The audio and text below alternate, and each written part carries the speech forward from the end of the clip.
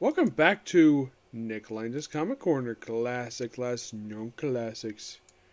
This is episode number, if I can get to the thing here. Let's see, here we go.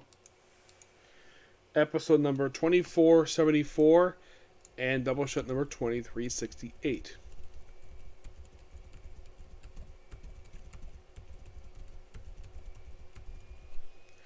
Now, here's a little something quite interesting though. This particular book is the second last book discussed for this group of characters. Overall, this book is an alternate continuity per se, but second last book overall discussed them because, well, discuss who they are right now. We have Suicide Squad Blaze, a 3-issue miniseries that came out just last year. And yes, published under the Black Label imprint. Yes. Now, this is an alternate continuity Suicide Squad, obviously. Now, aside from this book, there is still one more. I did check this. There is one more Suicide Squad book left. And you're probably thinking, okay, what book is that per se? Well, it's Volume 3, Rise the Flag by John Oswender. Yeah, that's the only one left to go. Blaze is simple this. Mostly put, it focuses on Harley Quinn, where she's babysitting a new member of the Suicide Squad team. And by the end of the book, almost all the members are all dead. And apparently the Justice League are dead too in this continuity. Yes, just like in the case of Kid Joker, it's an alternate continuity because it's Black Label. You would think by the design of the characters, it would be canon, but nope, it isn't. Written by Simon Spurrier, art by Aaron Campbell. But with this cover art is also by Aaron Campbell as well. I have to point out that when it comes to Simon Spurrier, because Thinking Critical has this thing where, oh, he writes forgettable stories. X-Men Legacy, X-Force. He also is Justice League. Did he forget he also wrote this? Yes. For him it's forgettable, but yeah, so the lineup for this group is simple. We have Captain Boomerang, Peacemaker, Harley Quinn, and King Shark. Yeah, I have also discussed the King Shark miniseries, but that was really good as well. Yeah. Mostly put, it's just basically trying to follow this one guy around. And Waller, for some reason, is depicted a bit thinner than usual. It's like the artist who draws her to be like Viola Davis. He has a close-up of her face. Yes, for some reason, Aaron Campbell decided to draw. Excuse me a minute. Yeah. For some reason, Aaron Campbell decided to draw Amanda Waller like Viola Davis, and she's a bit thinner than usual, because usually Amanda Waller is usually depicted in most continuities as a chunky woman. Here she's thinner, though her hair is messed up. So you have this guy called Michael Van Dine, where they follow him on this mission to do whatever. Peacemaker, of course, is wearing his movie costume. Yes, which for some reason has now become his current comic book costume. Yes, because the movie decided to alter his costume, so let's basically give him a brand new costume here. Yep, there's your proof right there. Those who have seen The Suicide Squad by James Gunn, that's the very outfit that John Cena would wear in the movie. Now, you might be thinking, is John Cena drawn like this character? Not really, no. And of course, there's a riot breaking out. We see this guy see this person, Tanya, walks in and like, just kisses her. It's a very weird miniseries per se. Sadly put by the end of this, because I love the fact we have the movie theater type of thing, which is something that where some Suicide Squad writers would forget the fact this room actually exists. Heck, James Gunn remembers the fact this room exists, while David Ayer didn't care to include this room at all.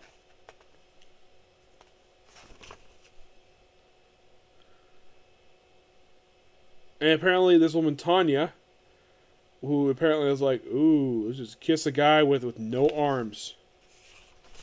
Yeah, really interesting book per se. And because alternate continuity, You know what that means? The whole team is killed by the end of the last issue. Yep, because that's alternate continuity for you. Oh yeah, and the Justice League are dead. Yeah, they're dead.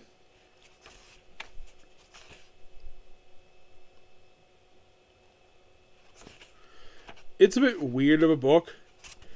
It's just sad to see like all the characters just die because of this weird stuff here. And well, that's it.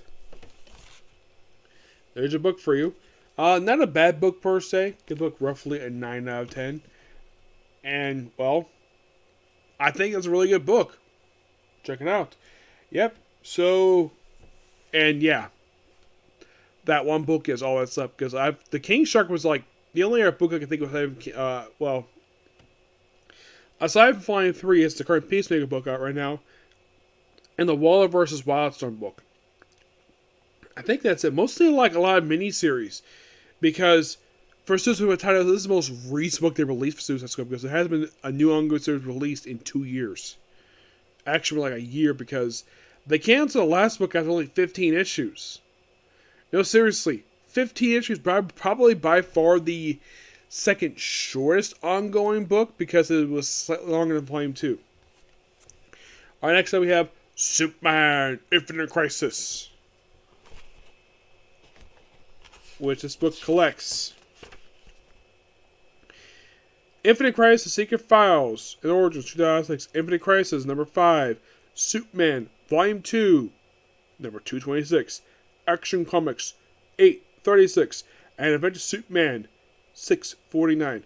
Fun fact about 226, the final issue of Superman Volume 2. Your writers for this book are Marv Wolfman, Joe Kelly, Jeff Johns, probably writing Infinite Crisis, and Jeff Loeb.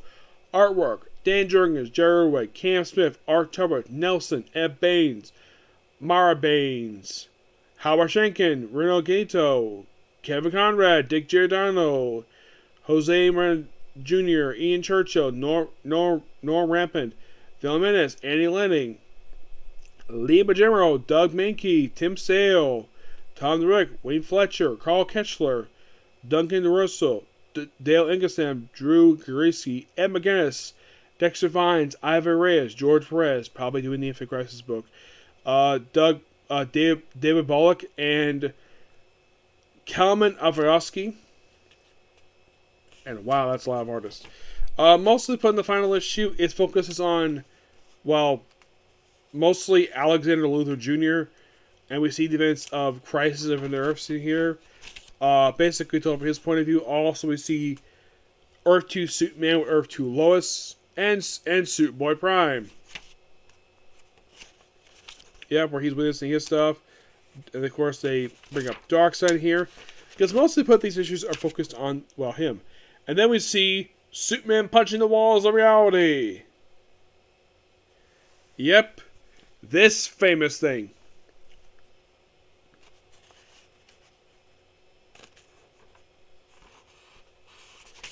Hand punch this mirror. And it's all focused on Cal for 226, the final issue of this book.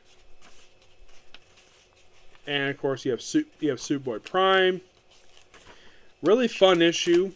Personally loved it here. There's recreation of Daily Star. Really fun book. And then we see Superman break the walls of reality again. And then we have Superman go back to his old 40s look. Yeah, because it's Howard Chaykin. World War II. Really good stuff here. Of course, we also have the JSA where they're told to take out the mask. That if you're truly good Americans, please wear your mask. And of course, Black and like, good, this is good America. This is ridiculous. And Hawkman's like, I'm afraid we can't do this, Senator. I can't believe this. America needs truth. The truth at the other country? To hell with this. And then Superman comes in. He's like, how dare you, sir? How dare you question the integrity of men before you? You poison this country with fear and hatred. I will not see my nation turned about by cowards.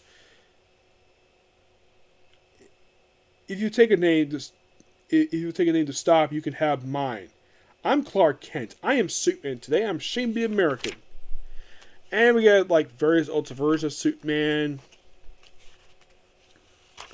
We get various stuff related to Prime Earth, New Earth mostly. You have Lex exposing Superman the Kryptonite, Lois finding out that Clark is Superman.